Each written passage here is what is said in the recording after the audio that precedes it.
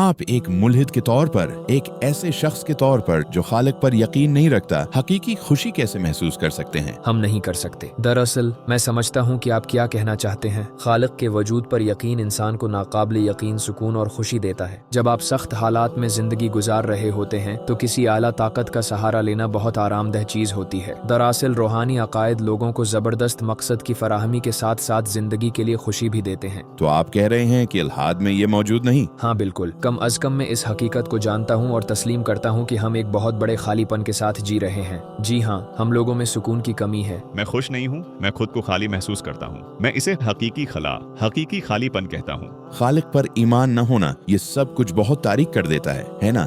جی ہاں، ایک وقت کے بعد آپ خوشی یا غم تلاش کرنا چھوڑ دیتے ہیں، حالانکہ خلا وہی موجود ہے، آپ اس کے عادی ہو جاتے ہیں۔ یہ سب کچھ بہت تاریک کر دیتا ہے نا؟ یہ دراصل بے سکونی کا عادی ہونے جیسا ہے۔ یہ ایک تنہائی کا احساس ہے، جیسے کوئی ہاتھ نہ ہو جسے تھام سکیں، اور ہمیشہ یہ خلا رہتا ہے، ایک روحانی خلا۔ کاش میں مذہب نہ چھوڑتا، لیکن اب واپس جانا واقعی کوئی آپشن نہیں رہا۔